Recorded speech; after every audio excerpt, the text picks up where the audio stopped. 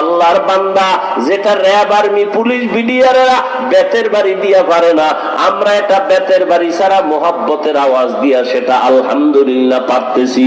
কত বেনামাজি নামাজি, কত সুদখোর সুদ ছাইরা দিছে, কত ডাকাত নামাজ পড়ে, জীবনে পর্দা চলতে এখন চলে না। ওলামায়ে কেরামের কারণে আমরা মানুষের দেশের স্বার্থের কথা বুঝাই, আমরা মানুষের পায়ে ধরে দিনের কথা বুঝাই, মানবতার কথা বুঝাই। এরপরও কিছু সুদখোর গাদ্দার বেনামাজি আয়া যদি কয় এইভাবে বয়ান করেন হুজুর, ওইভাবে বয়ান করেন, আছে না নাই? কোরআন হাদিস পড়লাম আমরা ডাউলের পানি খাইয়া কষ্ট করে, বেনামাজির থেকে বয়ানের শিডিউলার সিস্টেম শিখতে হবে। হ্যাঁ, কি আবার অনুমতি নিতে হবে? কিসের অনুমতি? সমস্ত বেঈমান আর বেআমল ওয়ালাদের অনুমতি নিতে হবে ওলামায়ে কেরাম থেকে কিছু করার আগে।